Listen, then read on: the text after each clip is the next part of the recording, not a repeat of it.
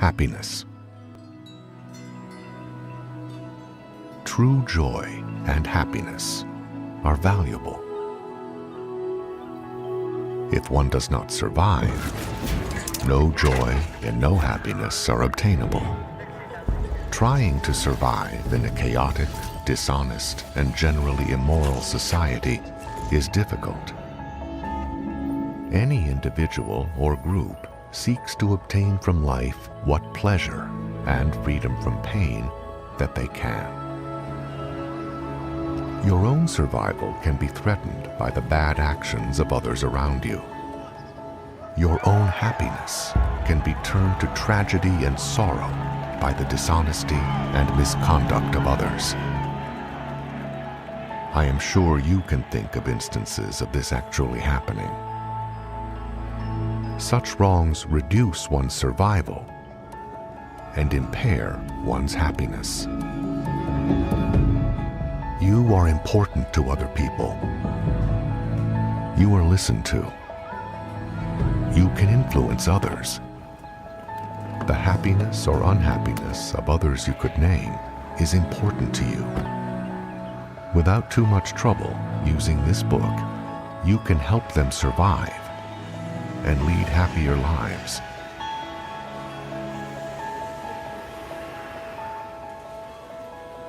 While no one can guarantee that anyone else can be happy, their chances of survival and happiness can be improved. And with theirs, yours will be. It is in your power to point the way to a less dangerous and happier life.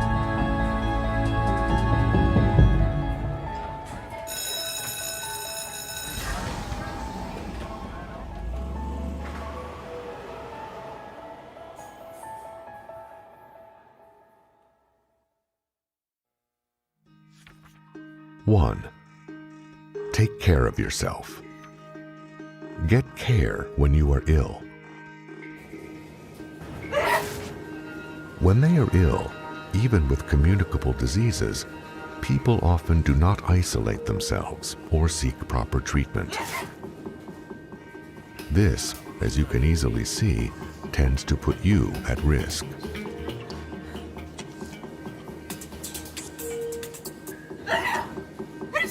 Insist when someone is ill that he or she takes the proper precautions and gets proper care.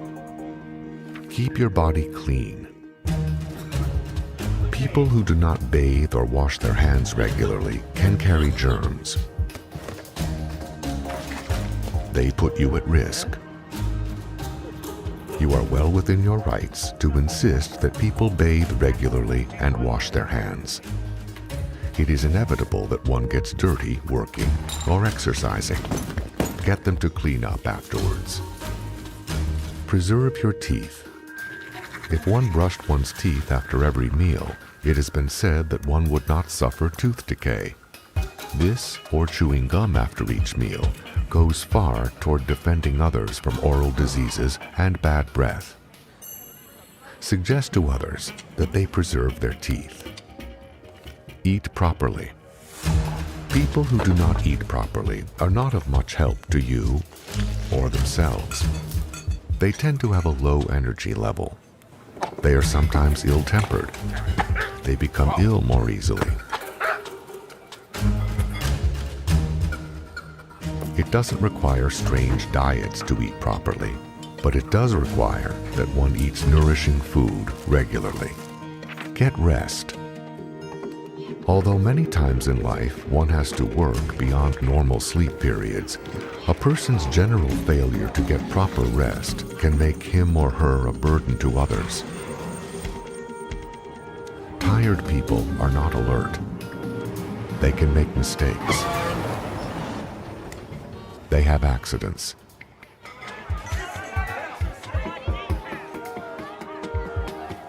Just when you need them, they can dump the whole workload on one.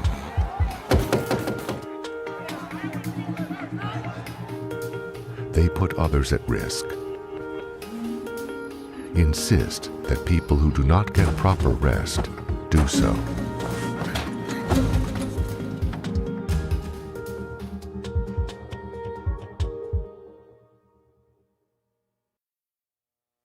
2.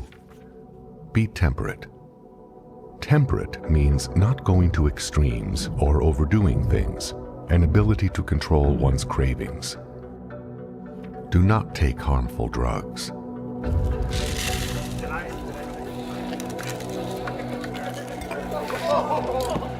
People who take drugs do not always see the real world in front of them. They are not really there. On a highway, in casual contact, in a home, they can be very dangerous to you. People mistakenly believe they feel better or act better or are only happy when on drugs. This is just another delusion.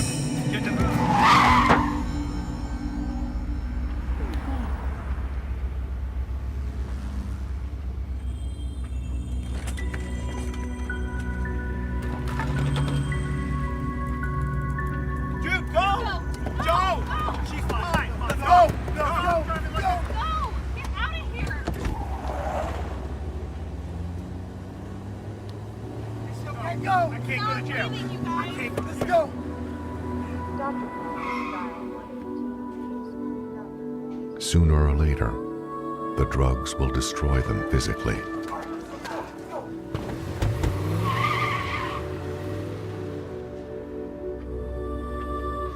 Discourage people from taking drugs. When they are doing so, encourage them to seek help in getting off of them. Do not take alcohol to excess. People who take alcohol are not alert. It impairs their ability to react. Even when it seems to them they are more alert because of it.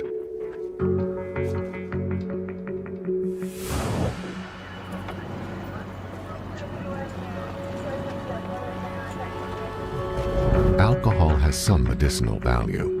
It can be grossly overestimated.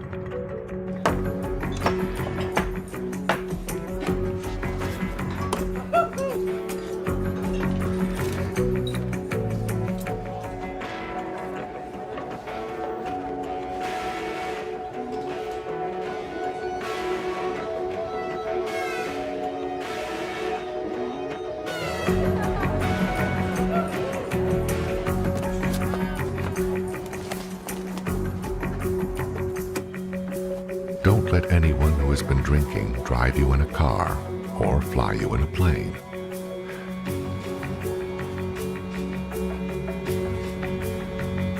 Drinking can take lives in more ways than one. A little liquor goes a long way. Don't let too much of it wind up in unhappiness or death.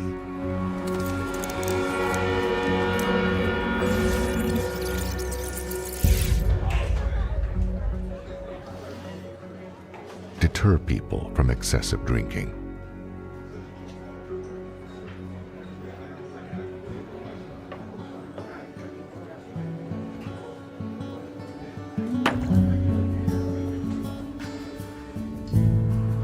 Observing the points above, one becomes more physically able to enjoy life.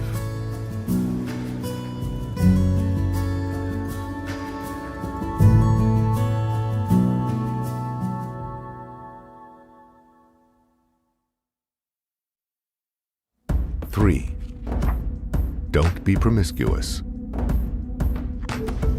Sex is the means by which the race projects itself into the future through children and the family. A lot of pleasure and happiness can come from sex. Nature intended it that way, so the race would go on.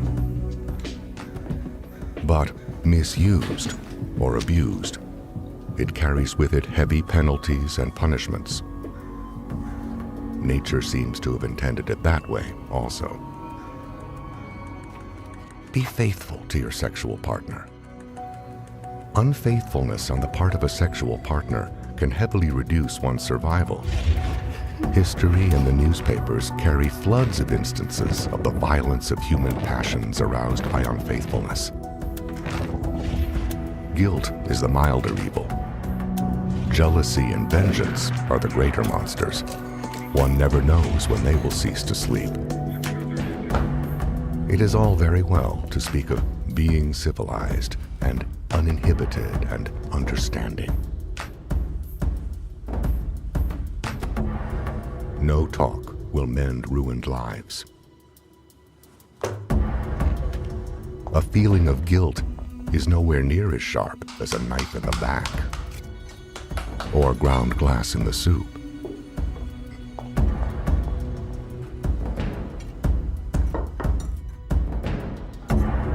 Additionally, there is the question of health. If you do not insist upon faithfulness from a sexual partner, you lay yourself open to disease. For a very brief period, it was said that sexual diseases were all under control. This is not now the case, if it ever was.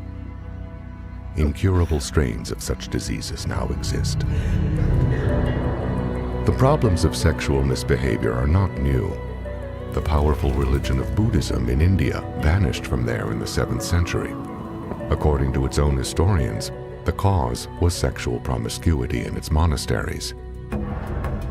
More modernly, when sexual promiscuity becomes prevalent in an organization, commercial or otherwise, the organization can be seen to fail.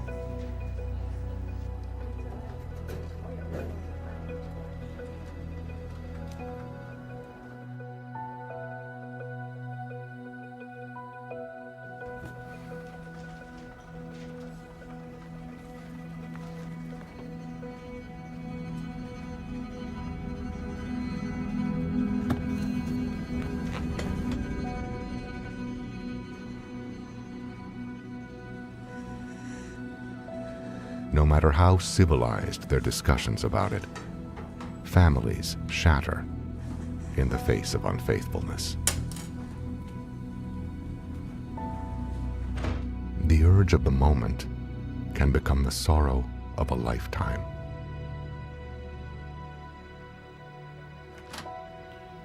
Impress those around you with that, and safeguard your own health and pleasure.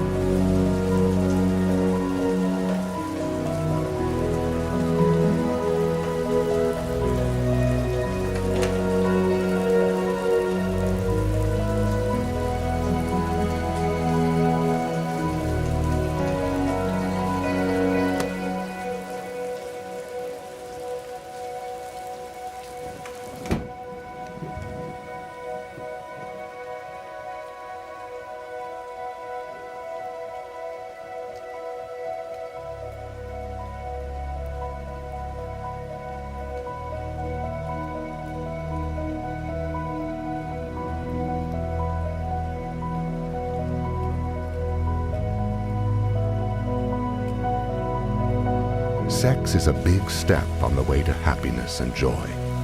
There is nothing wrong with it if it is followed with faithfulness and decency.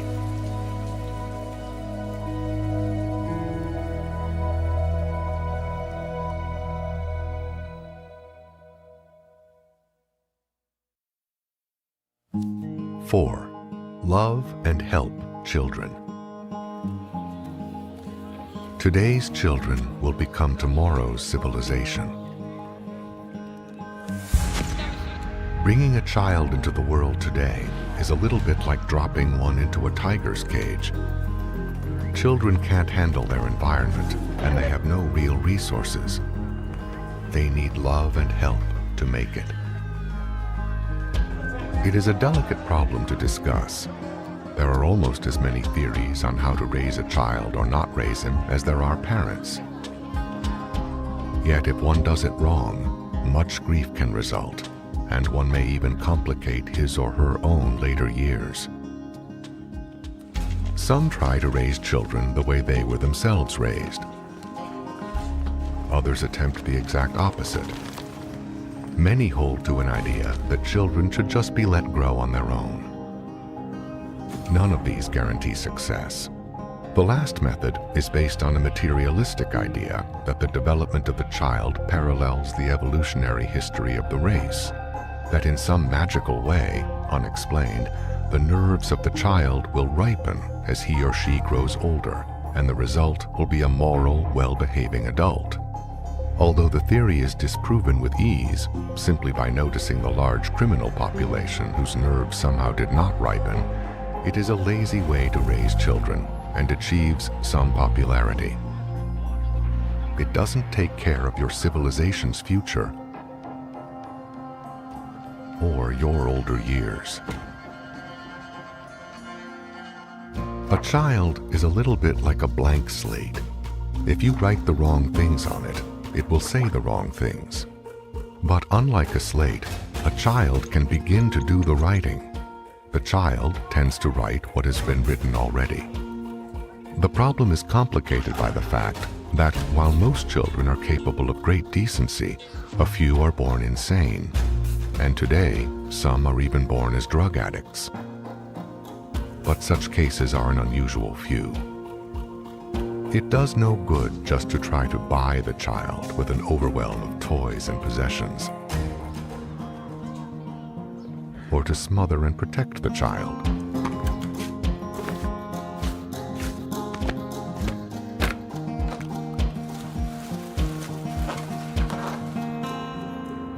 The result can be pretty awful.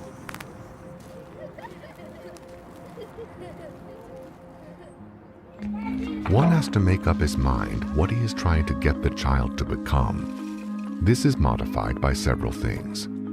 A, what the child basically can become due to inherent makeup and potential. B, what the child really wants to become. C, what one wants the child to become. D, the resources available. But remember that whatever these all add up to, the child will not survive well unless he or she eventually becomes self-reliant and very moral. Otherwise, the end product is likely to be a liability to everyone, including the child. Whatever one's affection for the child, remember that the child cannot survive well in the long run if he or she does not have his or her feet put on the way to survival. It will be no accident if the child goes wrong. The contemporary society is tailor-made for a child's failure.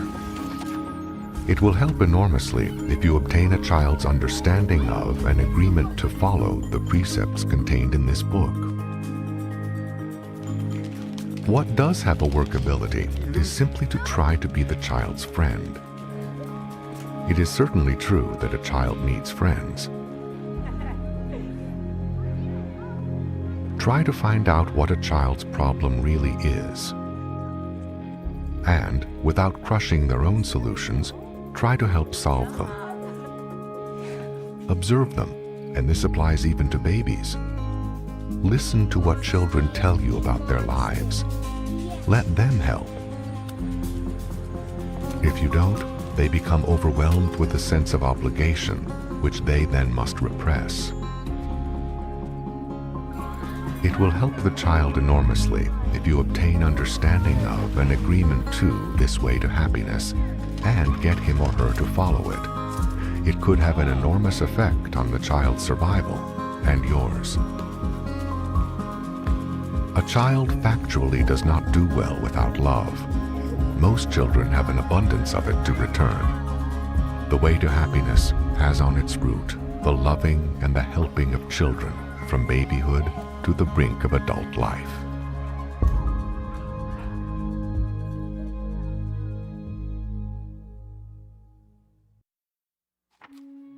Five, honor and help your parents.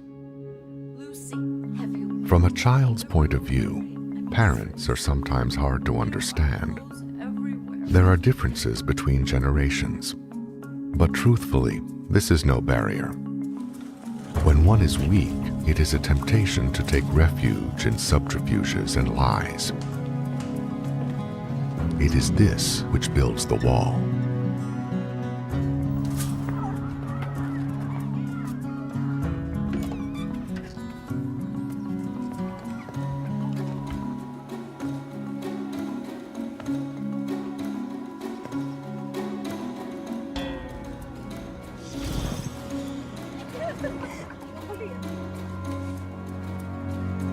Children can reconcile their differences with their parents.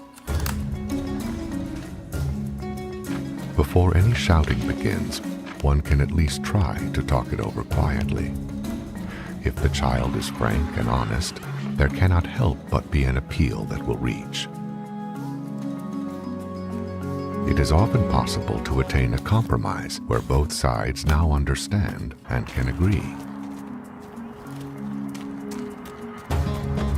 It is not always easy to get along with others, but one should try. One cannot overlook the fact that almost always parents are acting from a very strong desire to do what they believe to be best for the child.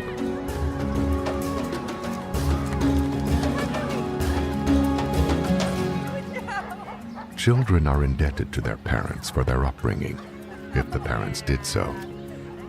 While some parents are so fiercely independent that they will accept no return on the obligation, it is nevertheless true that there often comes a time when it is the turn of the younger generation to care for their parents.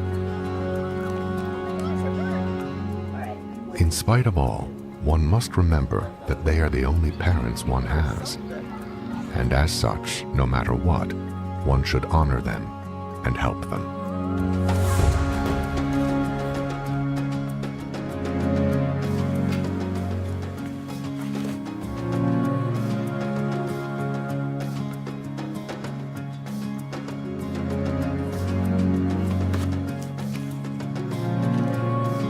The way to happiness includes being on good terms with one's parents or those who brought one up.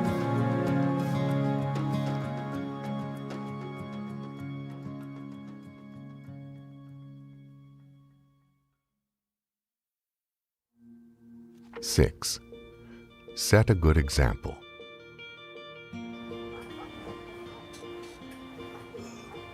There are many people one influences. The influence can be good, or it can be bad.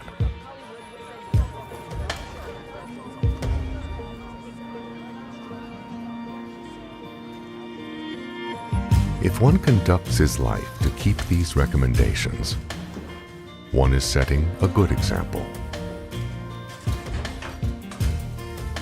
Others around one cannot help but be influenced by this, no matter what they say.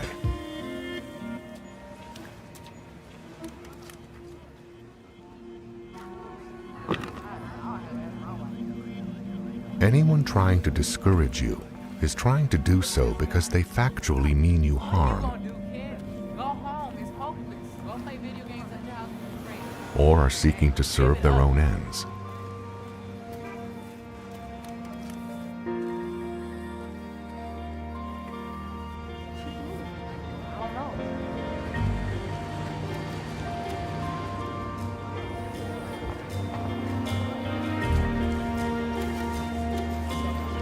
Down deep, they will respect you. Your own survival chances will be bettered in the long run, since others, influenced, will become less of a threat. There are other benefits. Don't discount the effect you can achieve on others simply by mentioning these things and setting a good example in your own right.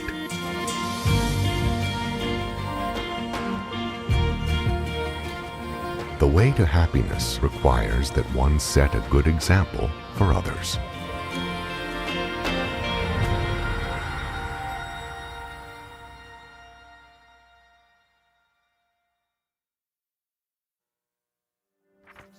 7. Seek to live with the truth.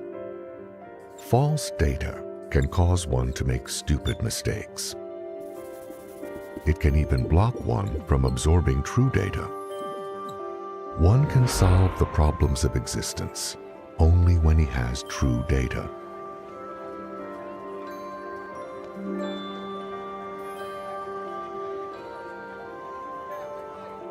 If those around one lie to him or her, one is led into making errors, and his survival potential is reduced. False data can come from many sources: academic, social, professional. Many want you to believe things just to suit their own ends.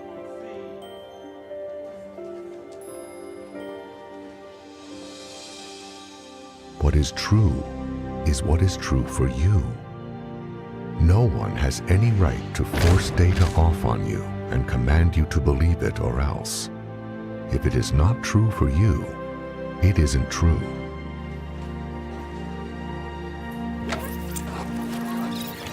Think your own way through things.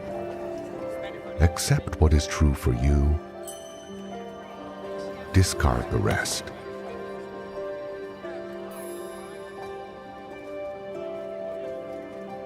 There is nothing unhappier than one who tries to live in a chaos of lies.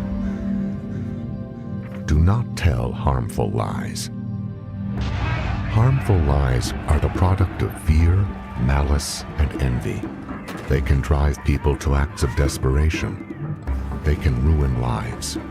They create a kind of trap into which the teller and the target can both fall.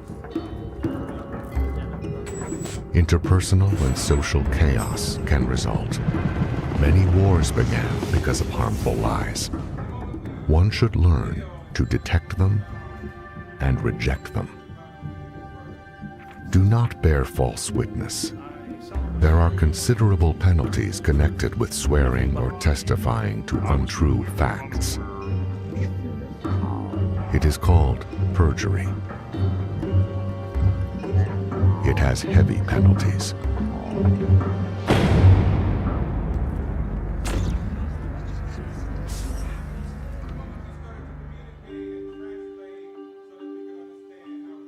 The way to happiness lies along the road to truth.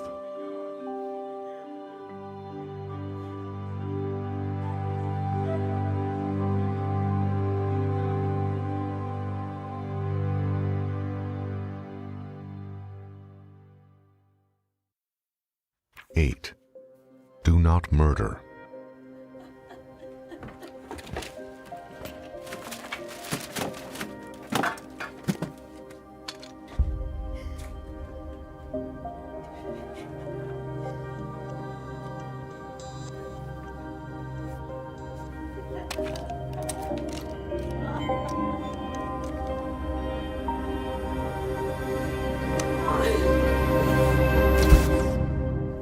Most races, from the most ancient times to the present, have prohibited murder and punished it heavily.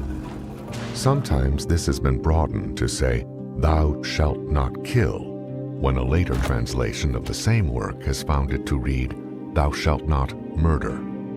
There is a considerable difference between these two words, kill and murder. A prohibition against all killing would rule out self-defense.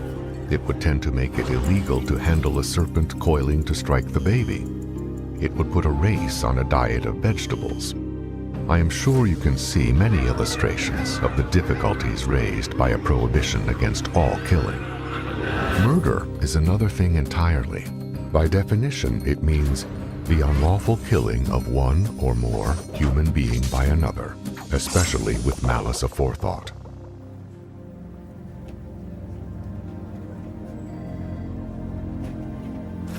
One can easily see that in this age of violent weaponry, murder would be all too easy.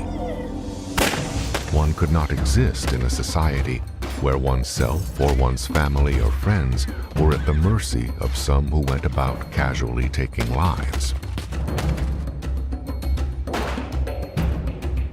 Murder justly bears the highest priority in social prevention and retaliation.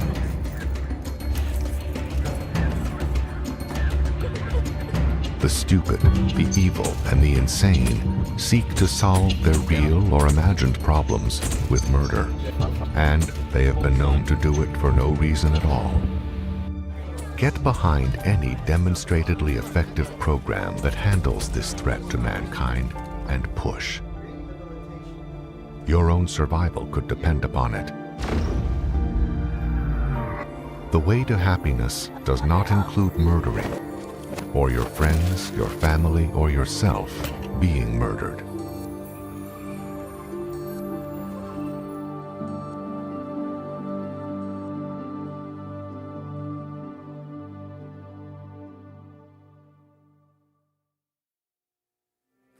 Nine, don't do anything illegal. Illegal acts are those which are prohibited by official rules or law. They are the product of rulers, legislative bodies, and judges. They are usually written down in law codes. In a well-ordered society, these are published and made known generally. In a cloudy and often crime-ridden society, one has to consult an attorney or be specially trained to know them all. Such a society will tell one that ignorance is no excuse for breaking the law. Any member of society, however, has a responsibility, whether young or old, for knowing what that society considers to be an illegal act. People can be asked. Libraries exist where they can be looked up. An illegal act is not disobedience to some casual order like go to bed. It is an action which, if done, can result in punishment by the courts and state. Being pilloried by the state propaganda machine, fines, and even imprisonment.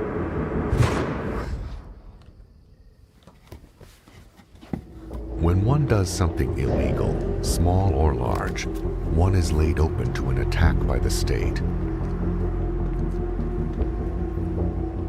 It does not matter whether one is caught or not. When one does an illegal act, one has weakened one's defenses. Almost any worthwhile thing one is trying to accomplish often can be done in perfectly legal ways. The illegal route is a dangerous and time-wasting shortcut. Imagined advantages in committing illegal acts usually turn out not to be worth it. The state and government tends to be a rather unthinking machine. It exists and works on laws and codes of laws. It is geared to strike down through its channels at illegality. As such, it can be an implacable enemy, adamant on the subject of illegal acts. The rightness and wrongness of things do not count in the face of laws and codes of laws. Only the laws count. When you realize or discover that those about you are committing illegal acts, you should do what you can to discourage it. You yourself, not even a party to it, can yet suffer because of it. The firm's accountant falsifies the books. In any resulting commotion, the firm could fail, and you could lose your job. Such instances can grossly affect one's own survival.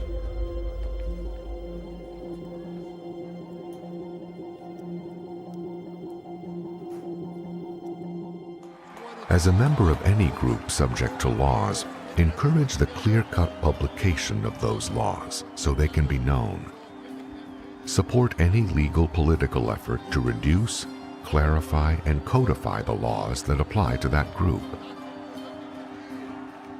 Adhere to the principle that all men are equal under law, a principle which, in its own time and place, the tyrannical days of aristocracy, was one of the greatest social advances in human history and should not be lost sight of. See that children and people become informed of what is legal and what is illegal, and make it known, if by as little as a frown, that you do not approve of illegal acts. Those who commit them, even when they get away with them, are yet weakened before the might of the state. the way to happiness does not include the fear of being found out.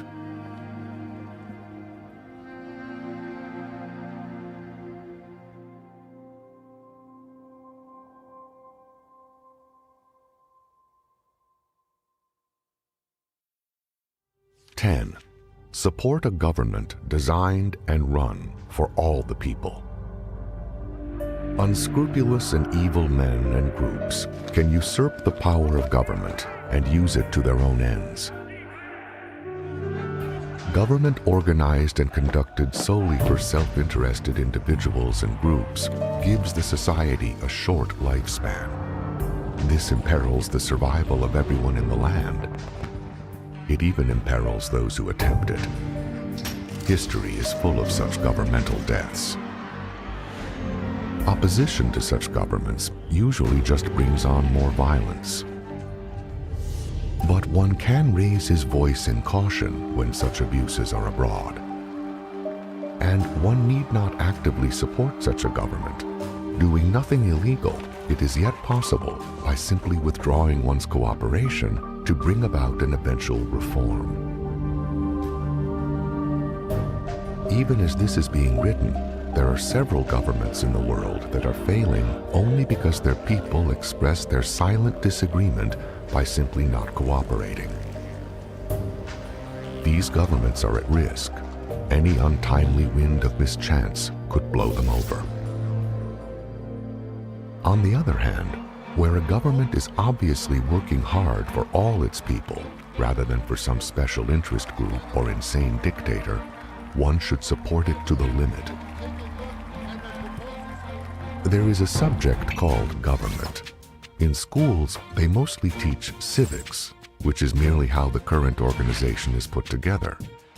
The real subject, government, goes under various headings: political economy, political philosophy, political power, etc.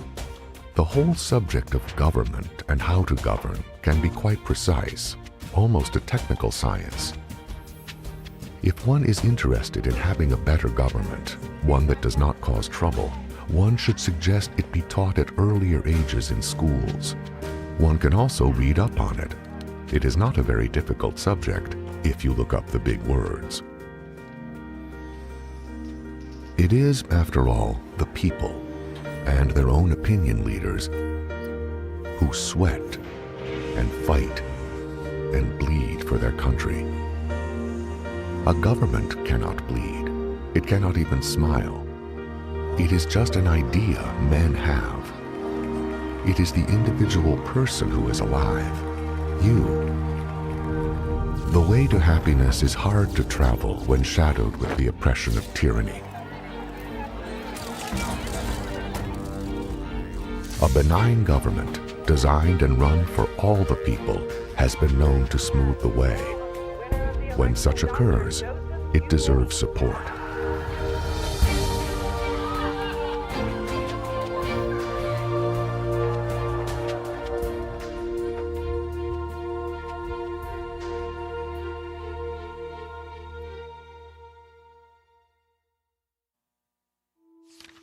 "11. Do not harm a person of good will."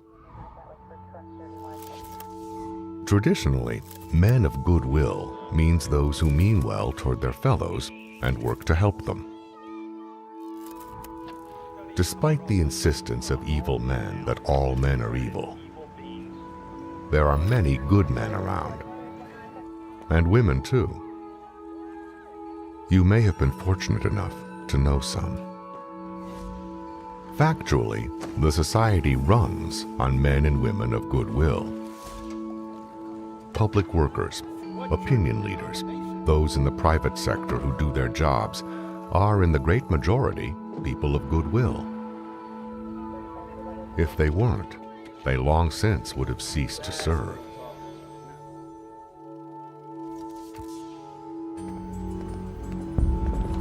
Such people are easy to attack.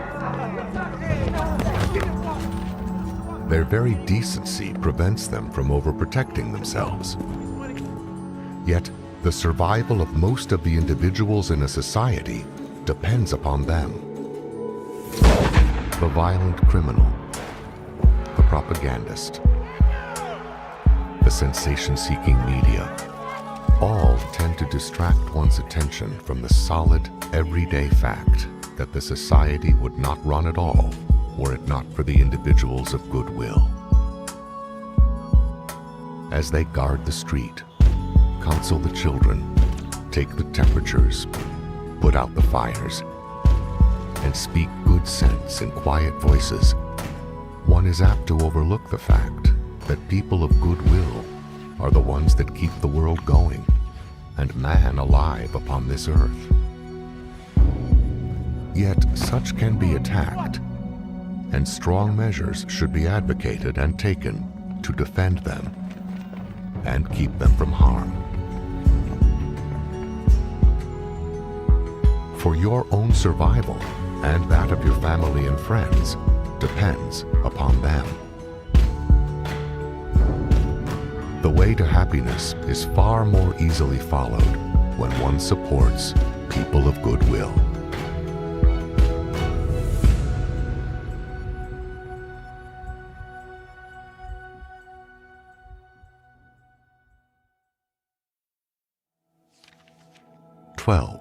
Safeguard and improve your environment.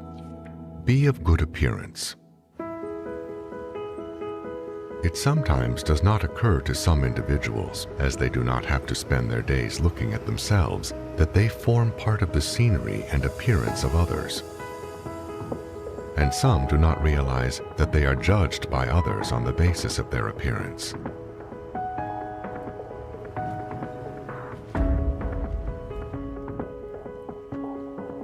While clothes can be expensive, soap and the other tools of self-care are not that hard to obtain. The techniques are sometimes difficult to dig up, but can be evolved.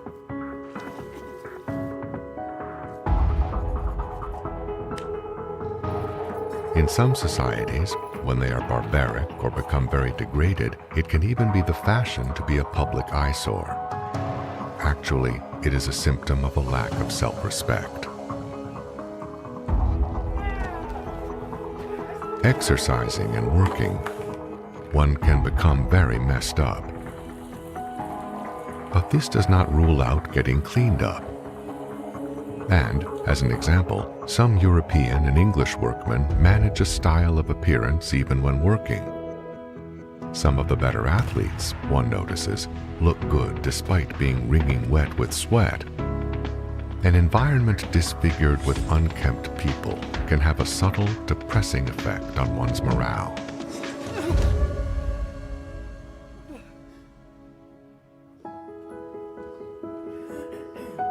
Encourage people around you to look good by complimenting them when they do, or even gently helping them with their problems when they don't.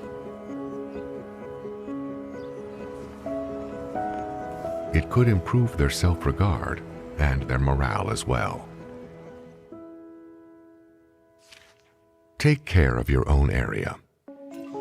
When people mess up their own possessions and area, it can slop over into your own. When people seem to be incapable of caring for their own things and places, it is a symptom of their feeling that they don't really belong there and don't really own their own things. When young, the things they were given had too many cautions and strings attached, or were taken away from them by brothers, sisters, or parents.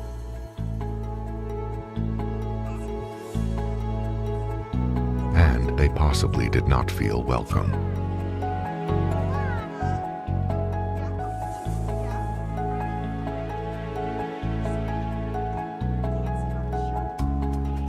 The possessions, the rooms and workspaces, the vehicles of such people advertise that they are not really the property of anyone. Worse, a sort of rage against possessions can sometimes be seen. Vandalism is a manifestation of it. The house or car nobody owns is soon ruined. Those who build and try to maintain low-income housing are often dismayed by the rapidity with which ruin can set in. The poor, by definition, own little or nothing. Harassed in various ways, they also come to feel they do not belong.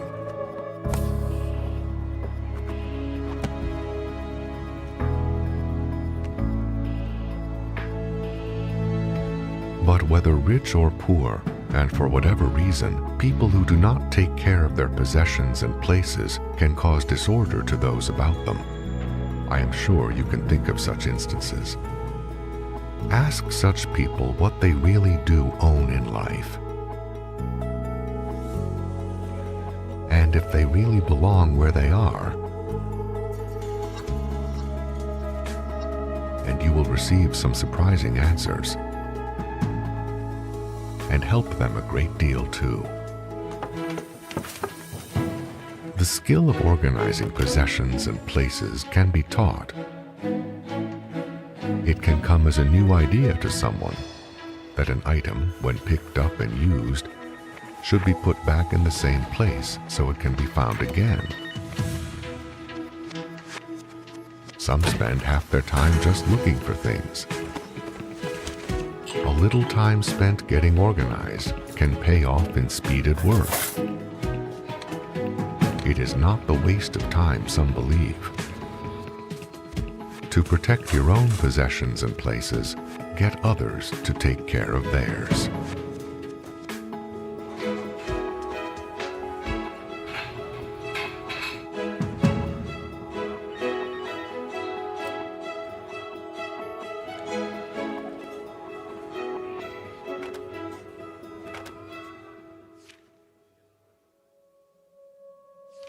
Help take care of the planet.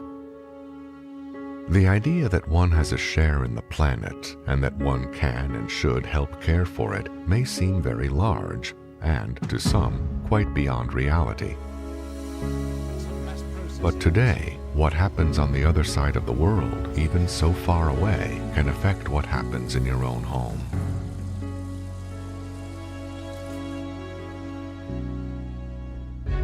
Recent discoveries by space probes to Venus have shown that our own world could be deteriorated to a point where it would no longer support life. And it possibly could happen in one's own lifetime. Cut down too many forests. Foul too many rivers and seas. Mess up the atmosphere, and we have had it. The surface temperature can go roasting hot. The rain can turn to sulfuric acid. All living things could die. One can ask, even if that were true, what could I do about it? Well, even if one were simply to frown when people do things to mess up the planet, one would be doing something about it. Even if one only had the opinion that it was just not a good thing to wreck the planet and mentioned that opinion, one would be doing something. Care of the planet begins in one's own front yard. It extends through the area one travels to get to school or work. It covers such places as where one picnics or goes on vacation. The litter which messes up the terrain and water supply. The dead brush which invites fire. These are things one need not contribute to, and which, in otherwise idle moments, one can do something about. Planting a tree may seem little enough, but it is something. In some countries, old people, the unemployed, do not just sit around and go to pieces. They are used to care for the gardens and parks and forests, to pick up the litter and add some beauty to the world. There is no lack of resources to take care of the planet. They are mainly ignored. One notes that the Civilian Conservation Corps in the U.S., organized in the 1930s to absorb the energies of unemployed officers and youth, was one of the few, if not the only project of that depressed era that created far more wealth for the state than was expended. It reforested large areas and did other valuable things that cared for the U.S. part of the planet. one notes that the CCC no longer exists. One can do as little as add one's opinion that such projects are worthwhile and support opinion leaders and organizations that carry on environmental work. There is no lack of technology, but technology and its application cost money. Money is available when sensible economic policies which do not penalize everyone, are followed. Such policies exist. There are many things one can do to help take care of the planet. They begin with the idea that one should. They progress with suggesting to others they should. Man has gotten up to the potential of destroying the planet. He must be pushed on up to the capability and actions of saving it. It is, after all, what we're standing on.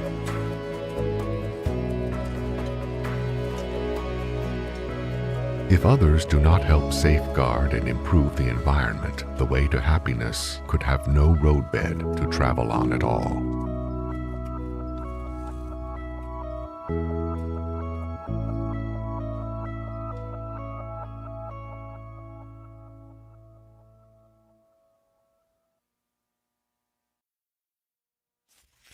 "13.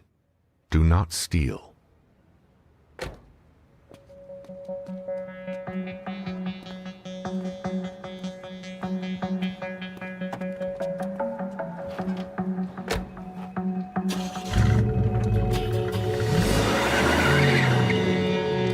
When one does not respect the ownership of things, his own possessions and property are at risk.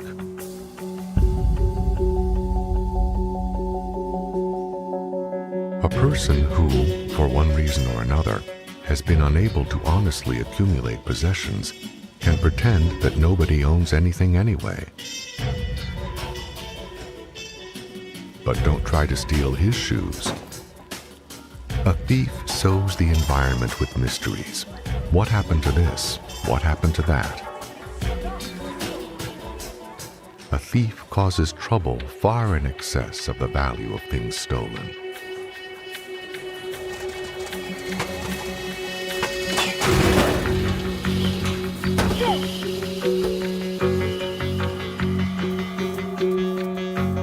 Faced with the advertising of desirable goods, torn by the incapability of doing anything valuable enough to acquire possessions,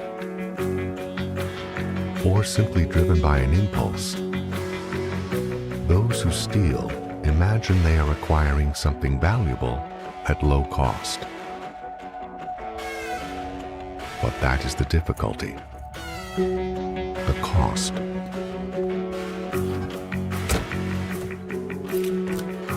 The actual price to the thief is high beyond belief.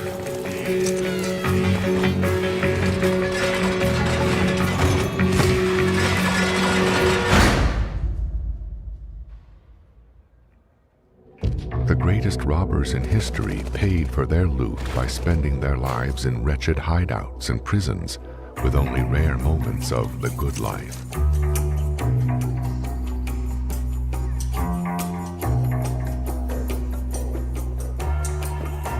No amount of stolen valuables would reward such a horrible fate.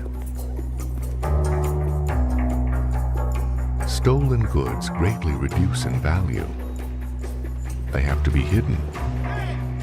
They are always a threat to liberty itself. Even in communist states, the thief is sent to prison. Stealing things is really just an admission that one is not capable enough to make it honestly, or that one has a streak of insanity. Ask a thief which one it is. It's either one or the other. The road to happiness cannot be traveled with stolen goods.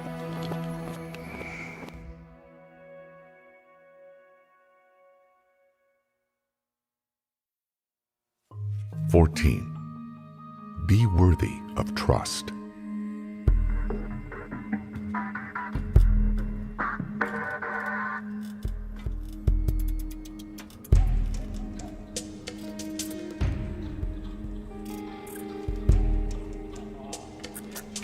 Unless one can have confidence in the reliability of those about one, he himself is at risk.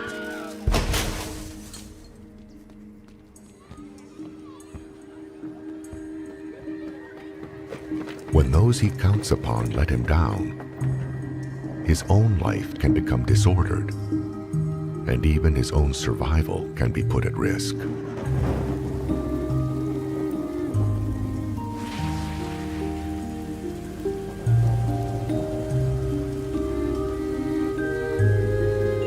Mutual trust is the firmest building block in human relationships.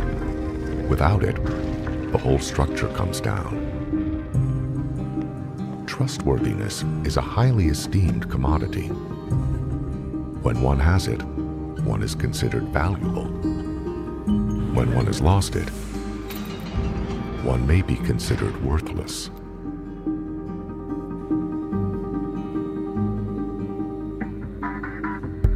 One should get others around one to demonstrate it and earn it.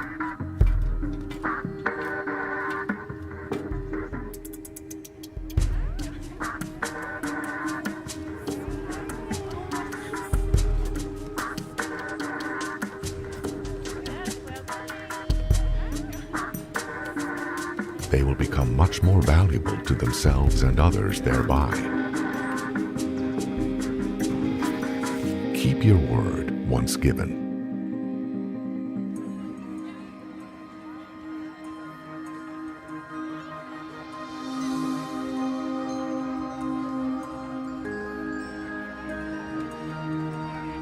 When one gives an assurance or promise, or makes a sworn intention, one must make it come true.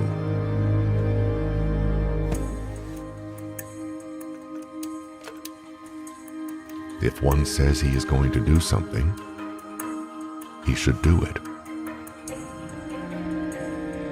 If he says he's not going to do something, he should not do it.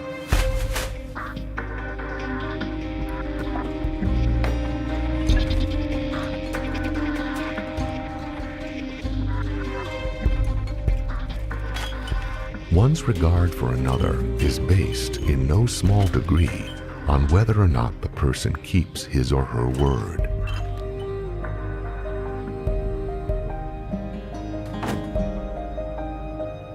Even parents, for instance, would be surprised at the extent they drop in the opinion of their children when a promise is not kept. People who keep their word are trusted and admired. People who do not are regarded like garbage. Those who break their word often never get another chance.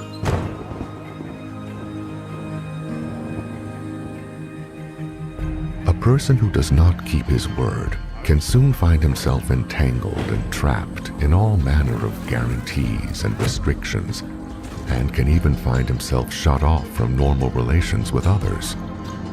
There is no more thorough self-exile from one's fellows than to fail to keep one's promises once made.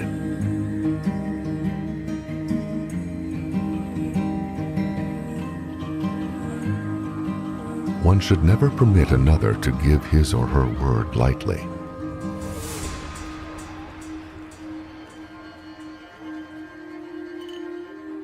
And one should insist that when a promise is made, it must be kept. One's own life can become very disordered in trying to associate with people who do not keep their promises. It is not a casual matter.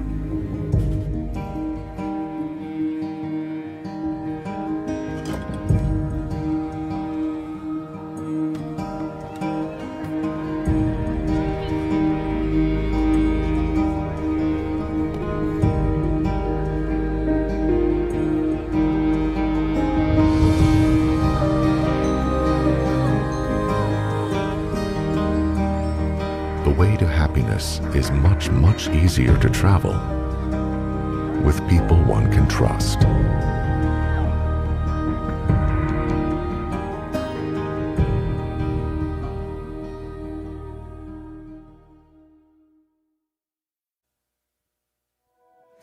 15.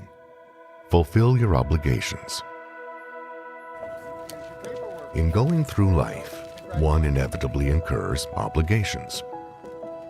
Factually, one is born with certain obligations, and they tend to accumulate thereafter. It is no novel or new idea that one owes his parents a debt for bringing one into the world, for raising one. It is a credit to parents that they don't push it any harder than they do, but it is an obligation nevertheless. Even the child feels it. And as life continues to run its course, one accumulates other obligations to other persons, to friends, to society, and even the world. It is an extreme disservice to a person not to permit him to satisfy or pay off his obligations. No small part of the revolt of childhood is caused by others refusing to accept the only coins a baby or child or youth has with which to discharge the weight of obligation. The baby's smiles, the child's fumbling efforts to help, the youth's possible advice, or just the effort to be a good son or a good daughter commonly pass unrecognized, unaccepted. They can be ill-aimed, often ill-planned. They fade quickly. Such efforts, when they fail to discharge the enormity of the debt, can be replaced with any number of mechanisms or rationalizations. One doesn't really owe anything. I was owed it all in the first place. I didn't ask to be born. My parents or guardians are no good. And life isn't worth living anyway, to name a few. And yet, the obligations continue to pile up. The weight of obligation can be a crushing burden if one can see no way to discharge it. It can bring about all manner of individual or social disorders.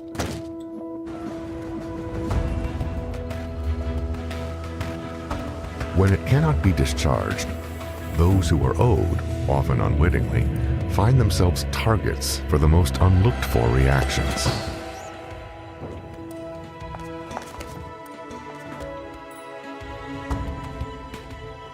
One can help a person who finds himself in the dilemma of unpaid obligations and debt by simply going over with him or her all the obligations they have incurred and have not fulfilled, moral, social, and financial, and work out some way to discharge all of those the person feels are still owed.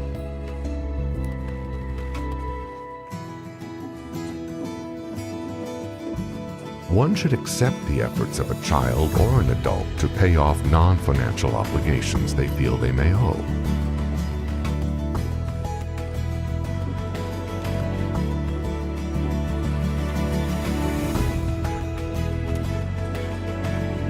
One should help bring about some mutually agreeable solution to the discharge of financial ones. Discourage a person from incurring more obligations than it is possible for him or her to actually discharge or repay. The way to happiness is very hard to travel when one is burdened with the weight of obligations which one is owed or which he has not discharged.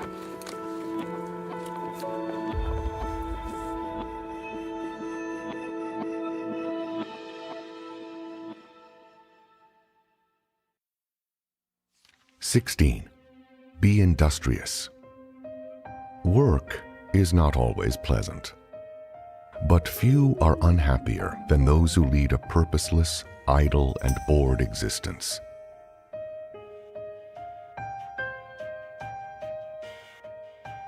Children gloom to their mother when they have nothing to do. The low-mindedness of the unemployed, even when they are on relief or the dole, is legendary. The retired man, with nothing further to accomplish in life, perishes from inactivity, as shown by statistics. Even the tourist, lured by a travel agency's call to leisure, gives a tour conductor a bad time if he has nothing for them to do. Sorrow itself can be eased by simply getting busy at something. Morale is boosted to high highs by accomplishment. In fact, it can be demonstrated that production is the basis of morale. People who are not industrious dump the workload on those around them.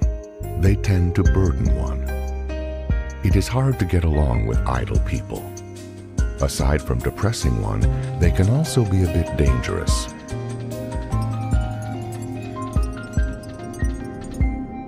A workable answer is to persuade such to decide on some activity and get them busy with it.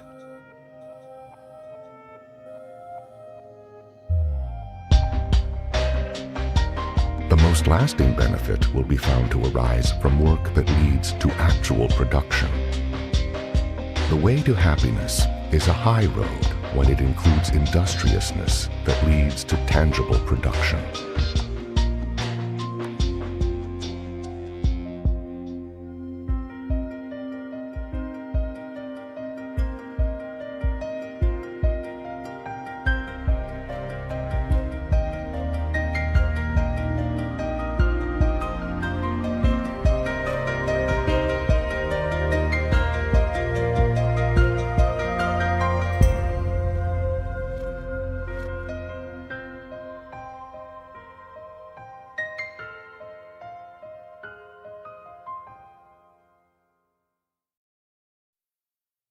(17) Be competent. In an age of intricate equipment and high-speed machines and vehicles, one's survival and that of one's family and friends depends in no small measure upon the general competence of others. In the marketplace, in the sciences, the humanities, and in the government, incompetence can threaten the lives and future of the few or the many. I am sure you can think of many examples of these things. Man has always had an impulse to control his fate. Superstition, propitiation of the right gods, ritual dances before the hunt can all be viewed as efforts, no matter how faint or unavailing, to control destiny. It was not until he learned to think, to value knowledge, and to apply it with competent skill that he began to dominate his environment.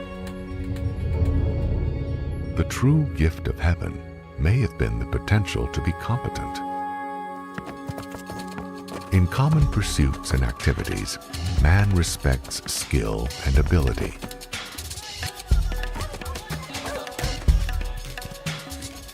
These in a hero or athlete are almost worshipped.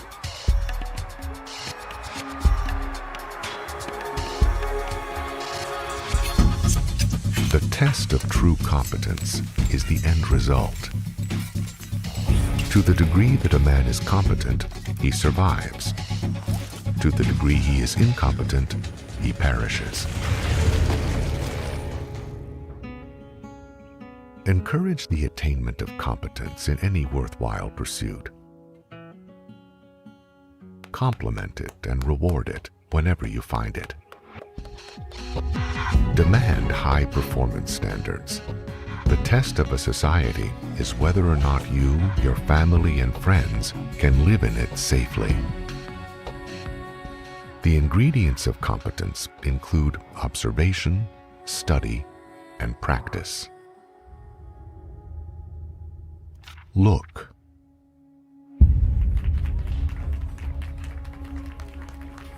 See what you see. Not what someone tells you that you see.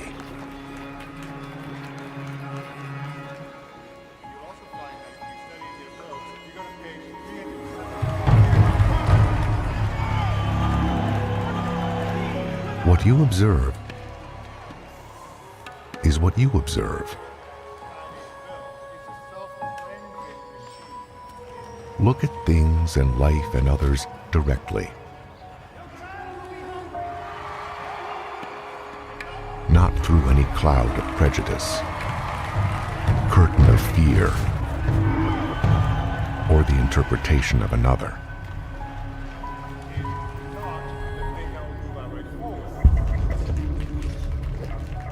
Instead of arguing with others, get them to look.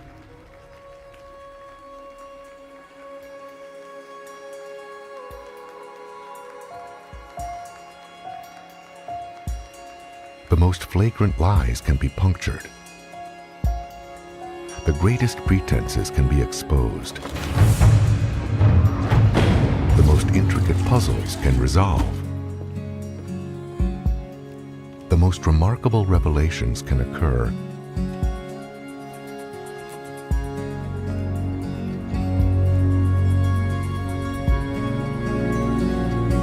Simply by gently insisting that someone look. When another finds things almost too confusing and difficult to bear, when his or her wits are going around and around, get the person to just stand back and look.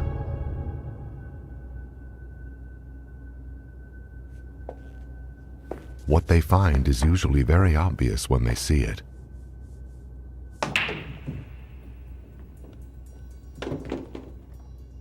Then they can go on and handle things.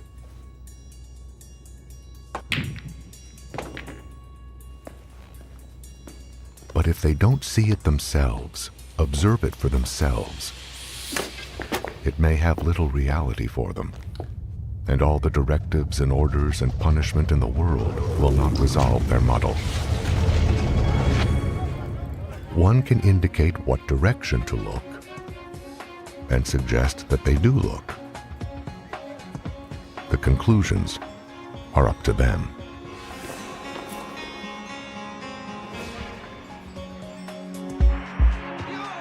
A child or adult sees what he himself sees, and that is reality for him. True competence is based on one's own ability to observe. With that as reality, only then can one be deft and sure. Learn.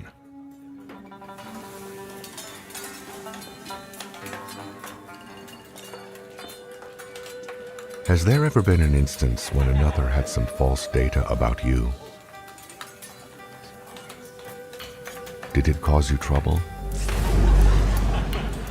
This can give you some idea of the havoc false data can raise.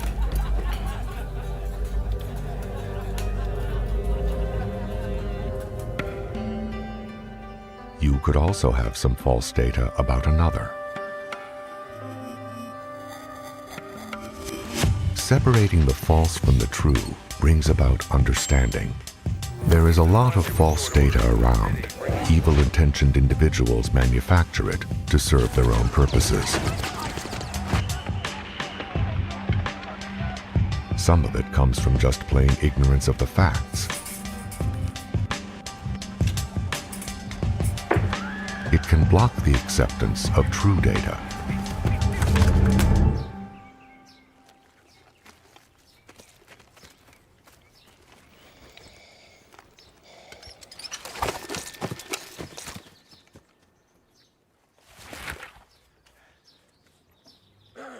The main process of learning consists of inspecting the available data, selecting the true from the false, the important from the unimportant, and arriving thereby at conclusions one makes and can apply.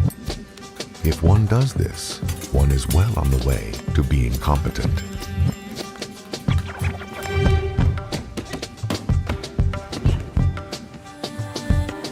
The test of any truth is whether it is true for you.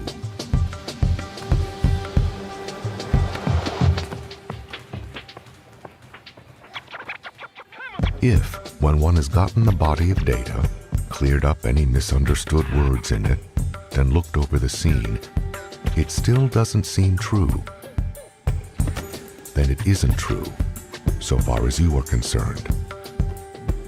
Reject it. And if you like, carry it further and conclude what the truth is for you. After all, you are the one who is going to have to use it or not use it. think with it or not think with it.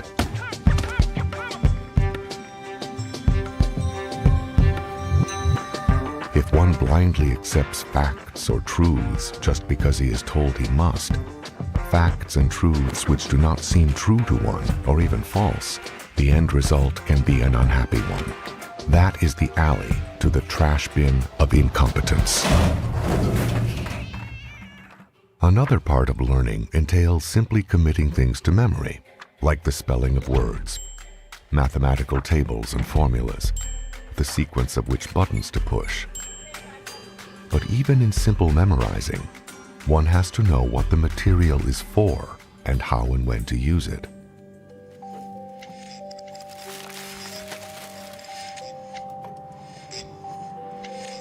The process of learning is not just piling data on top of more data. It is one of obtaining new understandings and better ways to do things. Those who get along in life never really stop studying and learning. The competent engineer keeps up with new ways. The good athlete continually reviews the progress of his sport. Any professional keeps a stack of his texts to hand and consults them.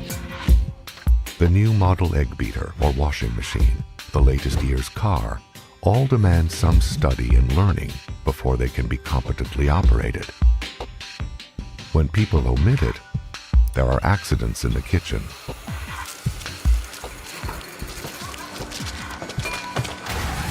And piles of bleeding wreckage on the highways. It is a very arrogant fellow who thinks he has nothing further to learn in life.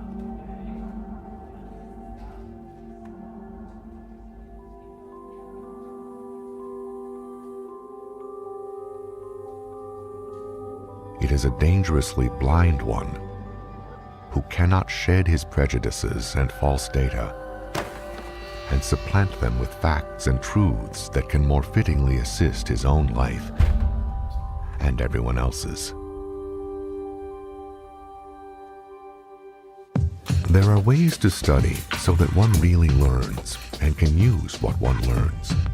In brief, it consists of having a teacher and/or texts that know what they are talking about, of clearing up every word one does not fully understand, of consulting other references and/or the scene of the subject, sorting out the false data one might already have, sifting the false from the true on the basis of what is now true for you.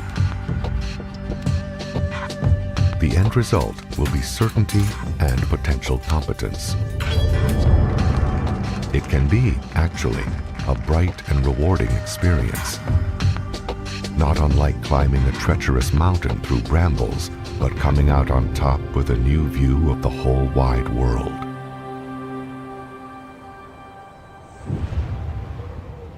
A civilization, to survive, must nurture the habits and abilities to study in its schools. A school is not a place where one puts children to get them out from underfoot during the day. That would be far too expensive for just that.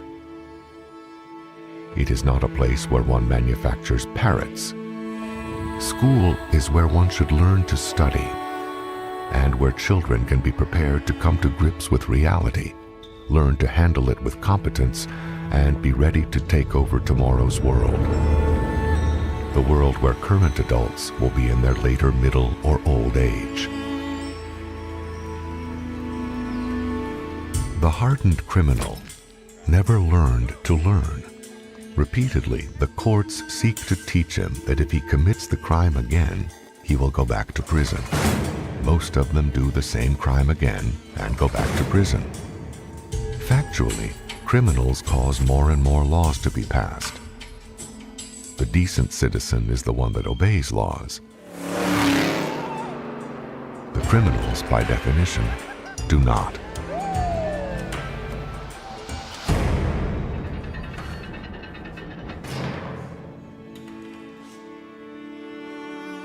Criminals cannot learn. Not all the orders and directives and punishments and arrests will work upon a being that does not know how to learn and cannot learn.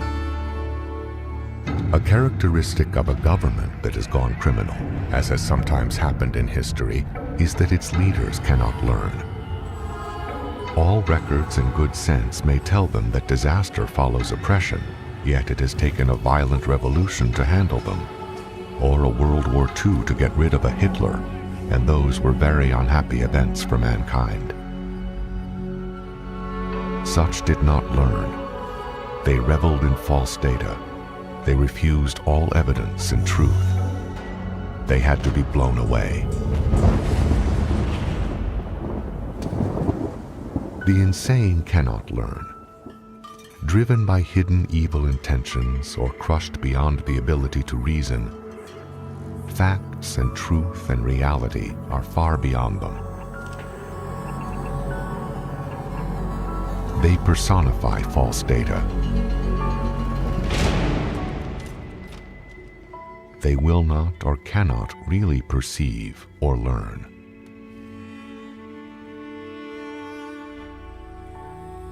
A multitude of personal and social problems arise from the inability or refusal to learn.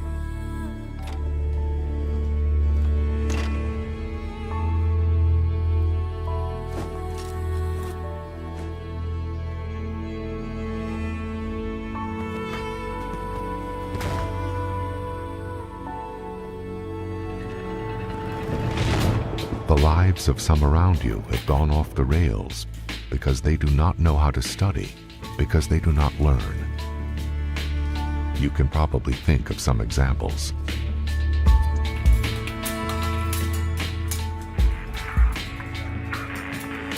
If one cannot get those around him to study and learn, one's own work can become much harder and even overloaded, and one's own survival potential can be greatly reduced.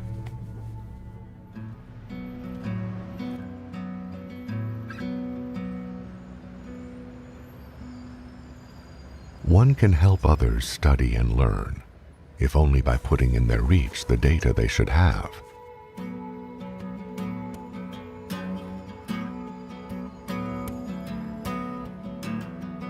One can help simply by acknowledging what they have learned. One can assist if only by appreciating any demonstrated increase in competence.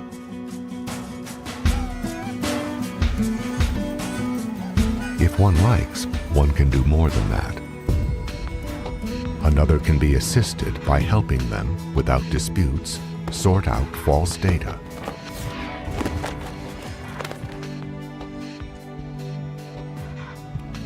By helping them find and clear up words they have not understood.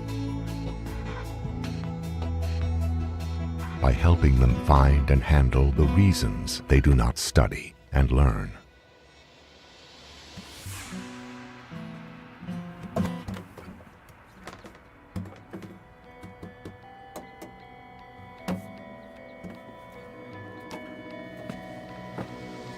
As life is largely trial and error, instead of coming down on somebody who makes a mistake, find out how come a mistake was made and see if the other can't learn something from it.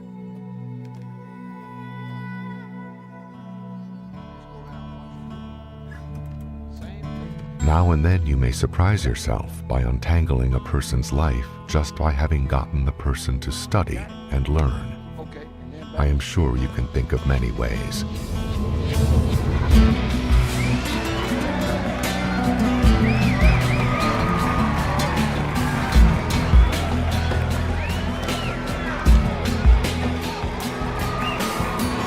And I think you will find the gentler ones work best.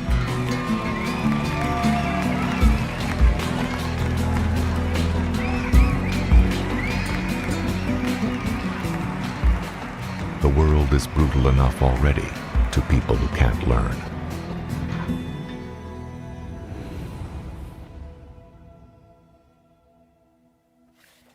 Practice.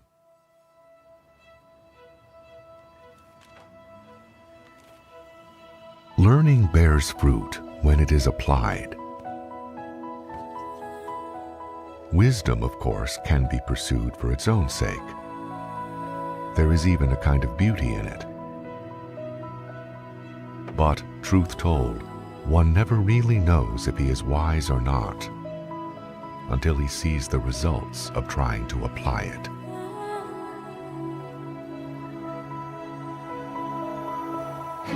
Any activity, skill, or profession, ditch digging, law, engineering, cooking, or whatever, no matter how well studied, collides at last with the acid test.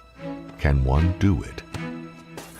And that doing requires practice. Movie stuntmen who don't practice first get hurt. So do housewives.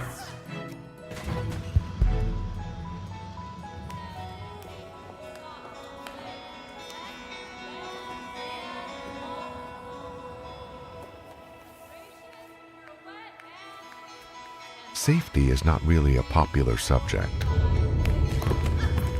because it is usually accompanied by be careful and go slow. People can feel restraints are being put on them. But there is another approach. If one is really practiced, his skill and dexterity is such that he doesn't have to be careful or go slow. Safe, high speed of motion becomes possible only with practice. One's skill and dexterity must be brought up to match the speed of the age one lives in. And that is done with practice.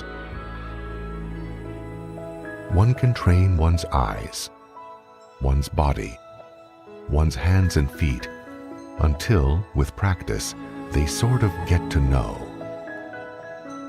One no longer has to think to set up the stove or park the car. One just does it. In any activity, quite a bit of what passes for talent is really just practice. Without working out each movement one makes to do something, and then doing it over and over until one can get it done without even thinking about it, and get it done with speed and accuracy, one can set the stage for accidents.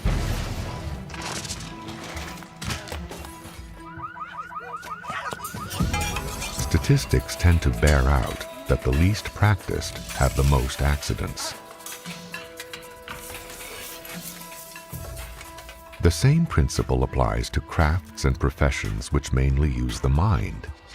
The lawyer who is not drilled on courtroom procedure may not have learned to shift his mental gears fast enough to counter new turns of a case and loses it. An undrilled new stockbroker could lose a fortune in minutes. A green salesman who is not rehearsed selling can starve for lack of sales. The right answer is to practice, practice, and practice. Sometimes one finds that what one has learned he cannot apply. If so, the faults lay with improper study or with the teacher or text.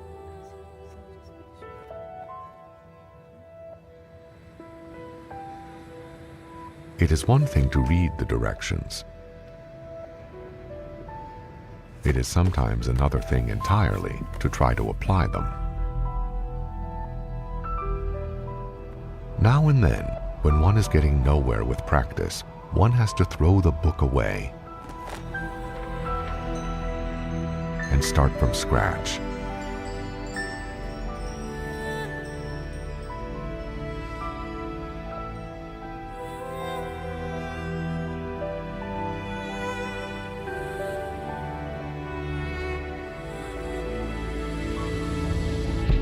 The field of movie sound recording has been like that. If one followed what recordist texts there have been, one couldn't get a bird song to sound any better than a foghorn. That is why you can't tell what the actors are saying in some movies. The good sound recordist had to work it all out for himself in order to do his job.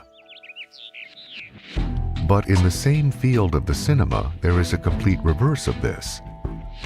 Several texts on cine lighting are excellent. If followed exactly, one gets a beautiful scene.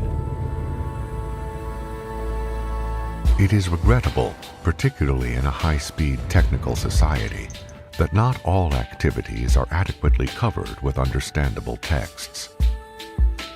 But that should not stop one. When good texts exist, value them and study them well. Where they don't, assemble what data is available, study that, and work the rest of it out. But theory and data blossom only when applied, and applied with practice. One is at risk when those about one do not practice their skills until they can really do them.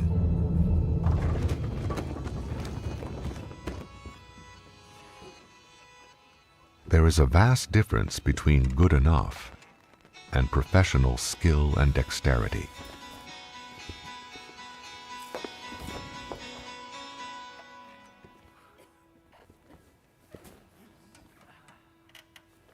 The gap is bridged with practice.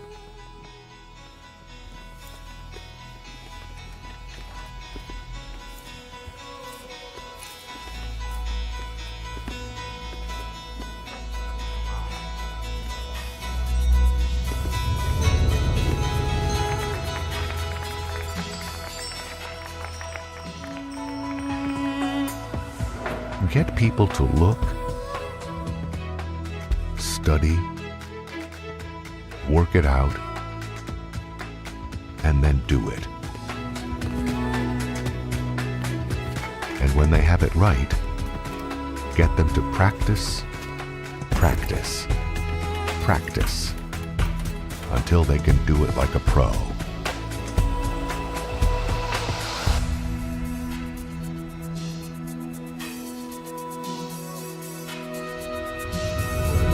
There is considerable joy in skill, dexterity, and moving fast. It can only be done safely with practice.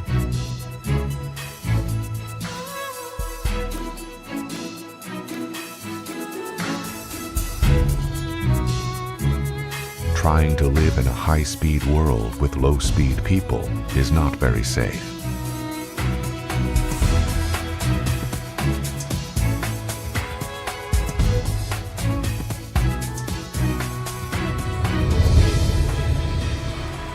The way to happiness is best traveled with competent companions.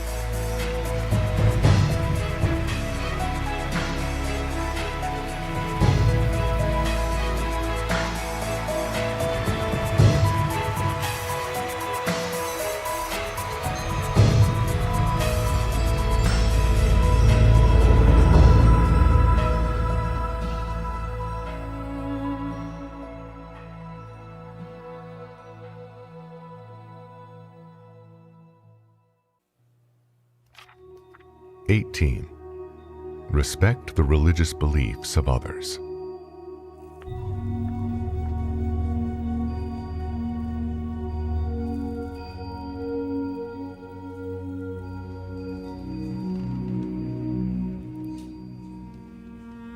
Tolerance is a good cornerstone on which to build human relationships.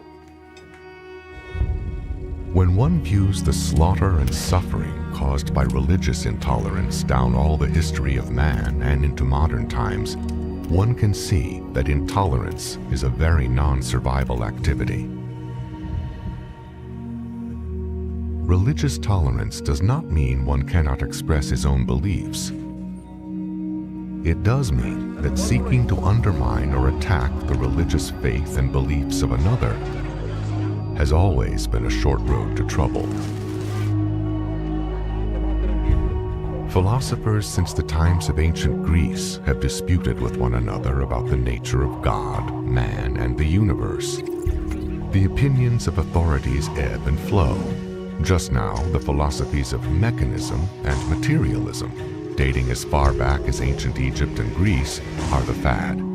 They seek to assert that all is matter and overlook that, neat as their explanations of evolution may be, they still do not rule out additional factors that might be at work, that might be merely using such things as evolution.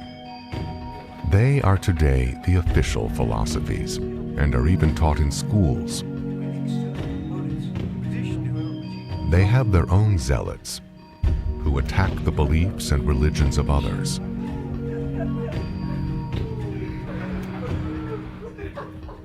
The result can be intolerance and contention.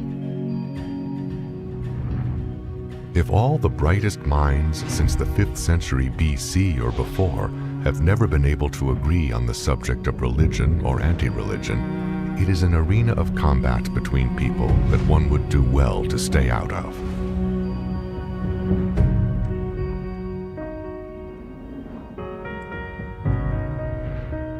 In this sea of contention, one bright principle has emerged.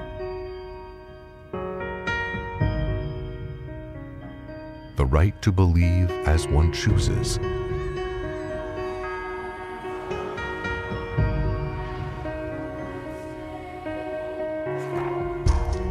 Faith and belief do not necessarily surrender to logic. They cannot even be declared to be illogical. They can be things quite apart. Any advice one might give another on this subject is safest when it simply asserts the right to believe as one chooses. One is at liberty to hold up his own beliefs for acceptance. One is at risk when he seeks to assault the beliefs of others, much more so when he attacks and seeks to harm them because of their religious convictions. Man, since the dawn of the species, has taken great consolation and joy in his religions. Even the mechanist and materialist of today sound much like the priests of old as they spread their dogma. Men without faith are a pretty sorry lot. They can even be given something to have faith in. But when they have religious beliefs, respect them.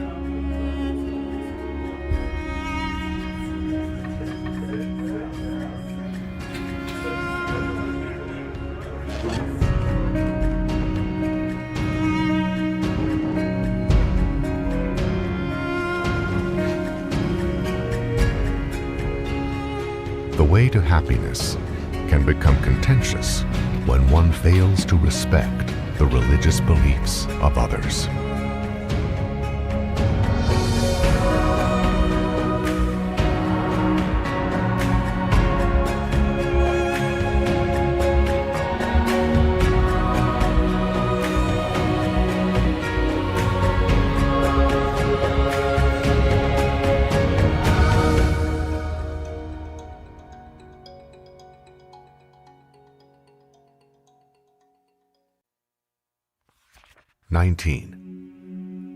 Try not to do things to others that you would not like them to do to you. Among many peoples in many lands for many ages, there have been versions of what is called the Golden Rule. The above is a wording of it that relates to harmful acts. Only a saint could go through life without ever harming another.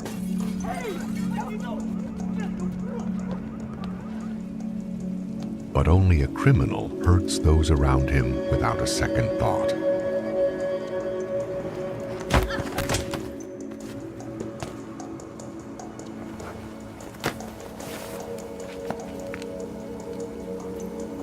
Completely aside from feelings of guilt or shame or conscience, all of which can be real enough and bad enough, it also happens to be true that the harm one does to others can recoil on oneself.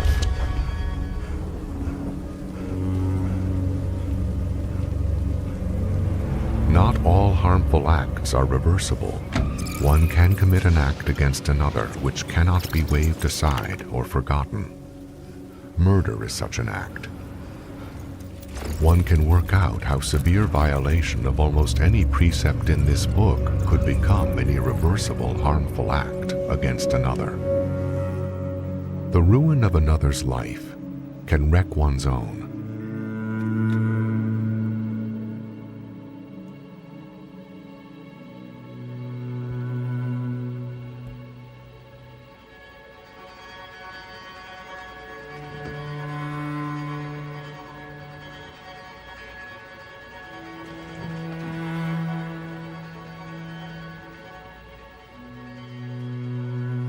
society reacts. The prisons and the insane asylums are stuffed with people who harmed their fellows. But there are other penalties. Whether one is caught or not, committing harmful acts against others, particularly when hidden, can cause one to suffer severe changes in his attitudes toward others and himself. All of them unhappy ones. The happiness and joy of life depart. This version of the Golden Rule is also useful as a test. When one persuades someone to apply it, the person can attain a reality on what a harmful act is. It answers for one what harm is. The philosophic question concerning wrongdoing, the argument of what is wrong, is answered at once on a personal basis. Would you not like that to happen to you? No? Then it must be a harmful action, and, from society's viewpoint, a wrong action. It can awaken social consciousness. It can then let one work out what one should do and what one should not do.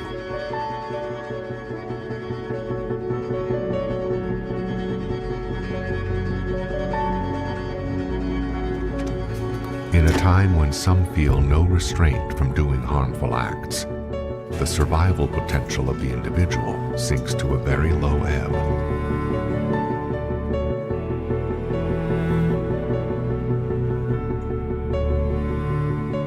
If you can persuade people to apply this, you will have given them a precept by which they can evaluate their own lives.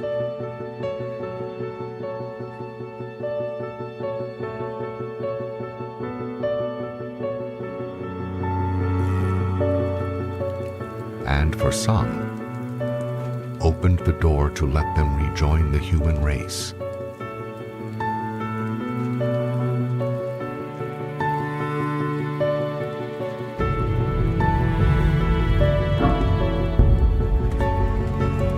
Happiness is closed to those who do not restrain themselves from committing harmful acts.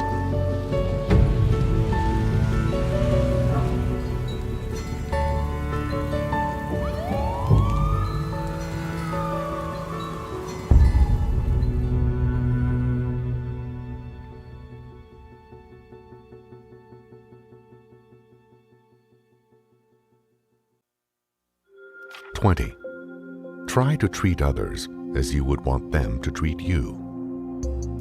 This is a positive version of the Golden Rule. Don't be surprised if someone seems to resent being told to be good.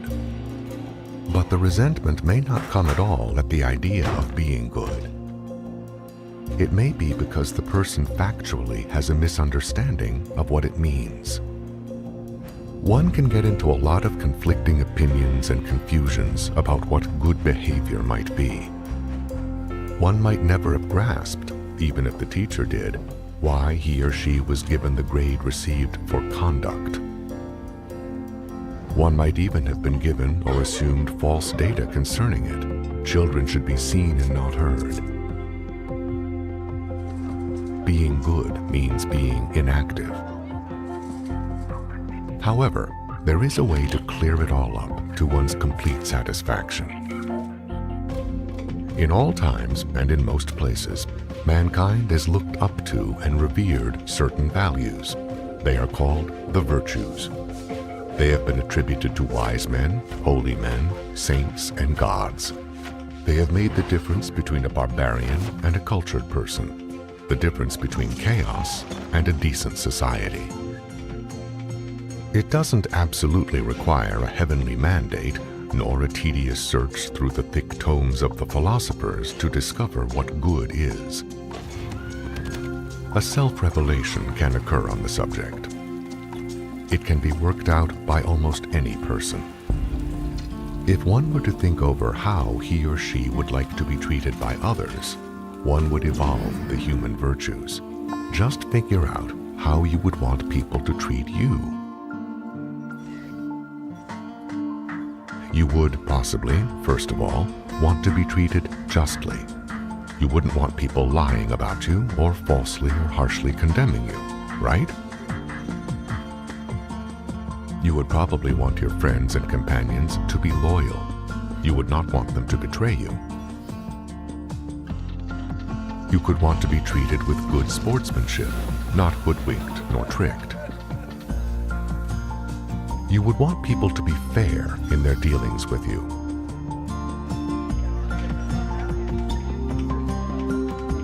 You would want them to be honest with you and not cheat you, correct?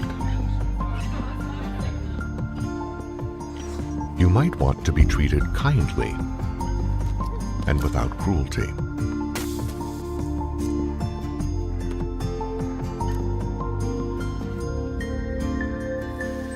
You would possibly want people to be considerate of your rights and feelings. When you were down, you might like others to be compassionate. Instead of blasting you, you would probably want others to exhibit self-control, right? If you had any defects or shortcomings, if you made a mistake, you might want people to be tolerant, not critical. Rather than concentrating on censure and punishment, you would prefer people were forgiving, correct? You might want people to be benevolent toward you, not mean nor stingy. Your possible desire would be for others to believe in you, not doubt you at every hand. You would probably prefer to be given respect, not insulted. Possibly, you would want others to be polite to you, and also treat you with dignity, right? You might like people to admire you. When you did something for them, you would possibly like people to appreciate you, correct? You would probably like others to be friendly toward you. From some, you might want love. And above all, you wouldn't want these people just pretending these things. You would want them to be quite real in their attitudes and to be acting with integrity.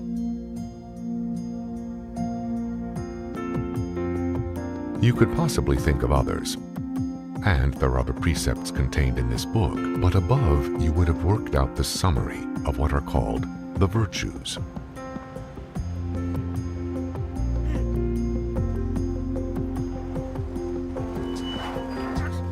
It requires no great stretch of imagination for one to recognize that if he were to be treated that way regularly by others around him, his life would exist on a pleasant level.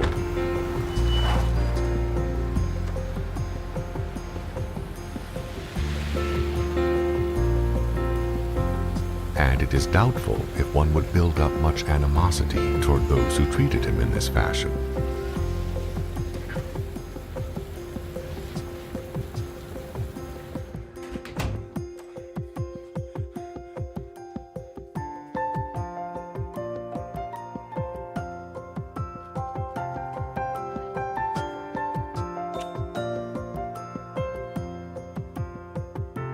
Now, there is an interesting phenomenon at work in human relations. When one person yells at another, the other has an impulse to yell back. One is treated pretty much the way he treats others. One actually sets an example of how he should be treated. A is mean to B, so B is mean to A. A is friendly to B, so B is friendly to A. I am sure you have seen this at work continually. George hates all women, so women tend to hate George. Carlos acts tough to everyone, so others tend to act tough toward Carlos. And if they don't dare out in the open, they privately may nurse a hidden impulse to act very tough indeed toward Carlos, if they ever get a chance. In the unreal world of fiction and the motion pictures, one sees polite villains with unbelievably efficient gangs and lone heroes who are outright bores. Life really isn't like that. Real villains are usually pretty crude people, and their henchmen cruder. Napoleon and Hitler were betrayed right and left by their own people. Real heroes are the quietest talking fellows you ever met, and they are very polite to their friends.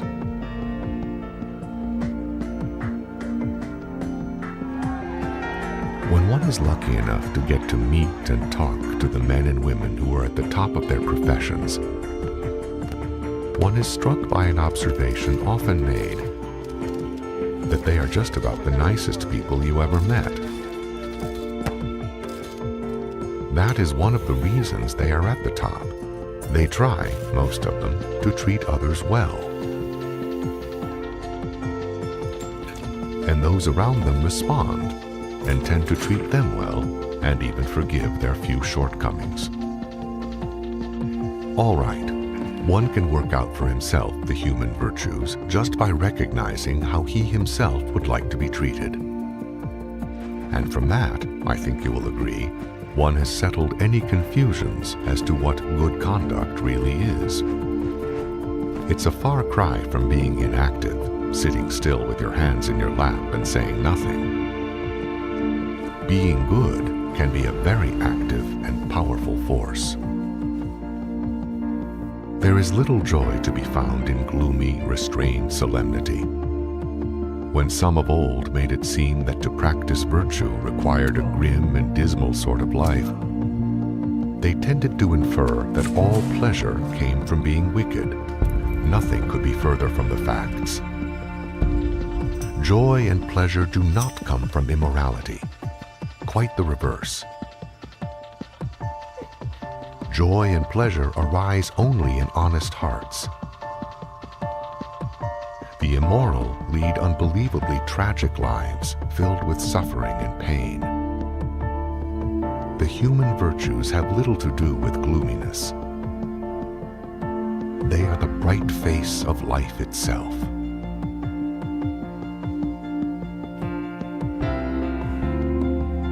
Now, what do you suppose would happen if one were to try to treat those around him with justness, loyalty, good sportsmanship, fairness, honesty, kindness, consideration, compassion, self-control, tolerance, forgiveness, benevolence, belief, respect, politeness, dignity, admiration, friendliness, love, and did it with integrity.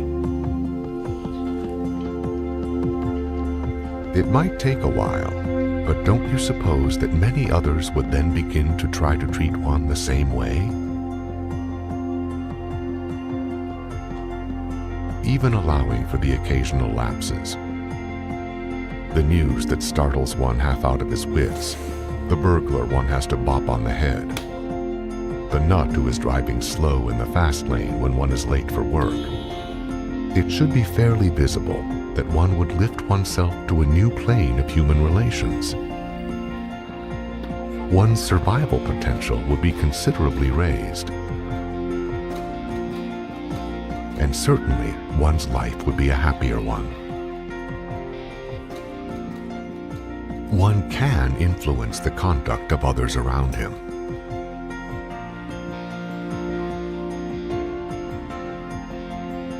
If one is not like that already, it can be made much easier by just picking one virtue a day and specializing in it for that day. Doing that, they would all eventually be in. Aside from personal benefit, one can take a hand, no matter how small, in beginning a new era for human relations.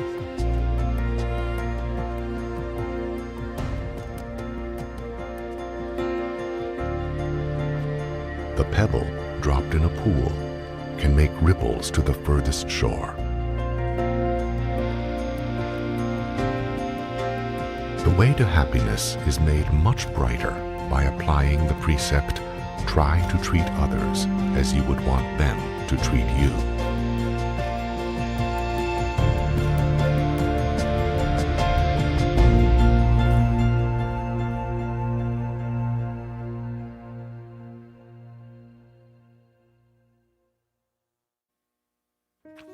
"21. Flourish and prosper."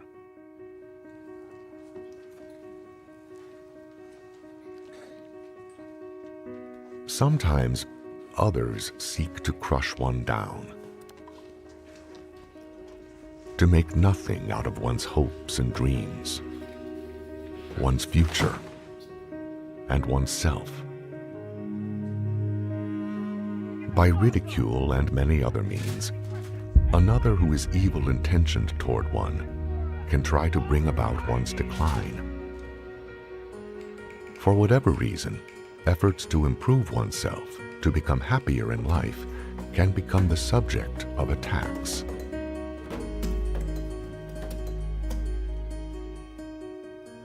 It is sometimes necessary to handle such directly. But there is a long-range handling that seldom fails. What exactly are such people trying to do to one? They are trying to reduce one downward. They must conceive that one is dangerous to them in some way. That if one got up in the world, one could be a menace to them. So in various ways, such seek to depress one's talents and capabilities. Some madmen even have a general plan that goes like this: if A becomes more successful, A could be a menace to me. Therefore, I must do all I can to make A less successful. It never seems to occur to such that their actions might make an enemy out of A, even though he was no enemy before. It can be classed as an almost certain way for such madmen to get into trouble. Some do it just from prejudice or because they don't like someone. But however it is attempted, the real object of such is to make their target grow less and fail in life. The real handling of such a situation and such people, the real way to defeat them, is to flourish and prosper.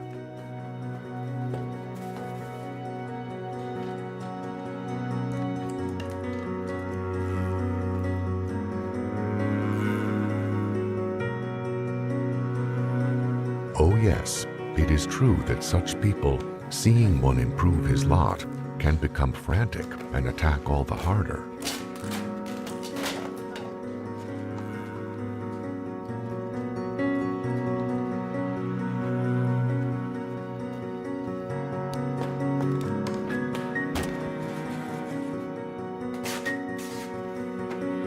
The thing to do is handle them if one must, but don't give up flourishing and prospering, for that is what such people want you to do.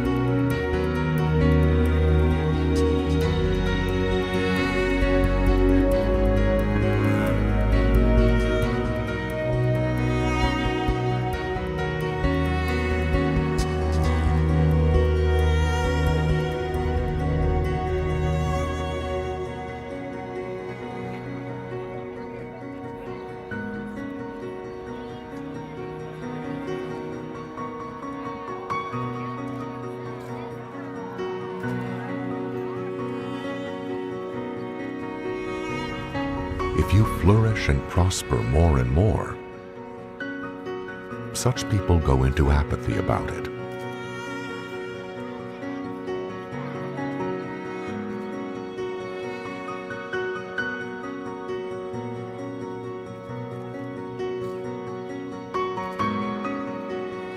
they can give it up completely.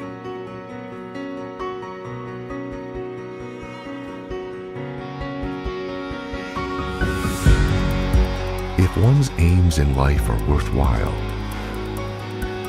if one carries them out with some attention to the precepts in this book, if one flourishes and prospers, one certainly will wind up the victor, and hopefully without harming a single hair on their heads.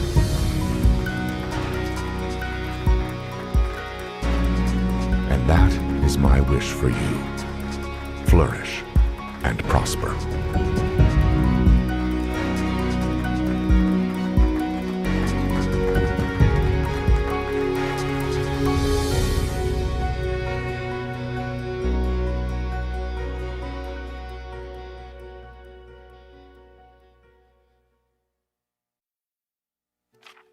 Epilogue.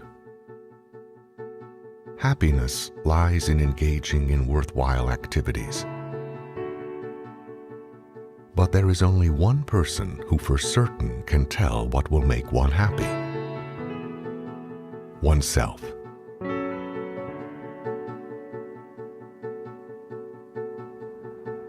The precepts given in this book are really the edges of the road. Violating them, one is like the motorist who plunges off onto the verge. The result can be wreckage of the moment, the relationship, a life. Only you can say where the road goes, for one sets his goals for the hour, for the relationship, for the phase of life.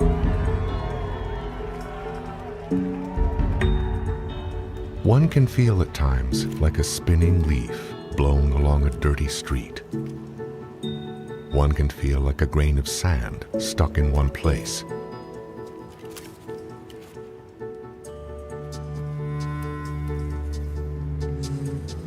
But nobody has said that life was a calm and orderly thing. It isn't.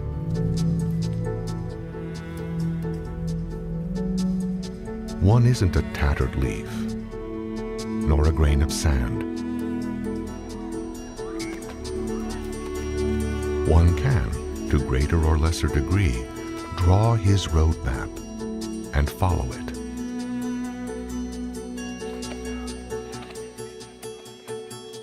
One can feel that things are such now that it is much too late to do anything. That one's past road is so messed up that there is no chance of drawing a future one that will be any different.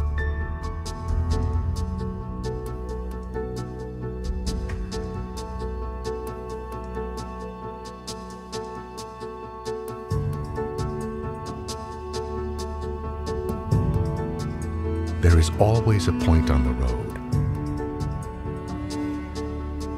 when one can map a new one and try to follow it. There is no person alive who cannot make a new beginning.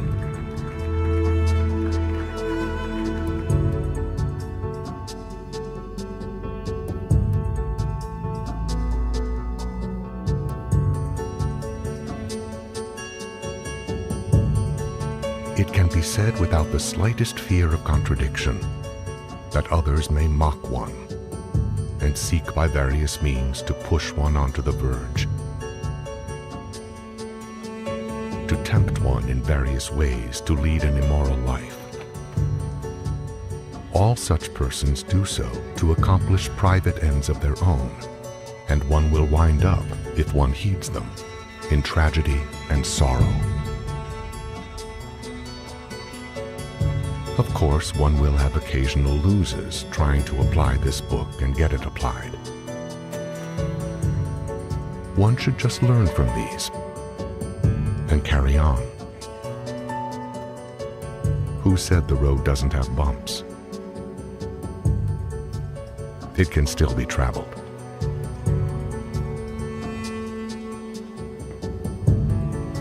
So people can fall down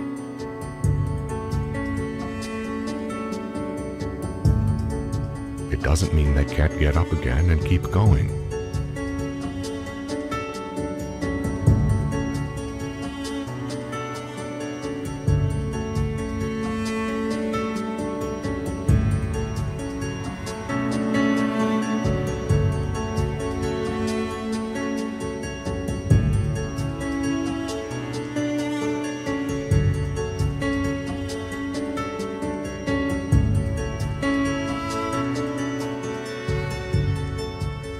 If one keeps the edges on the road, one can't go far wrong.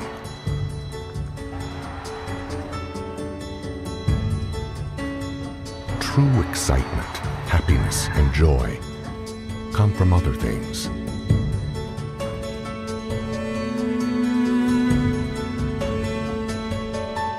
Not from broken lives.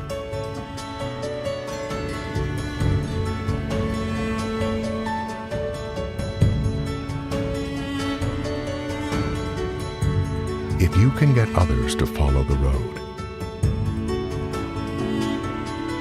you yourself will be free enough to give yourself a chance to discover what real happiness is. The way to happiness is a high-speed road to those who know where the edges are.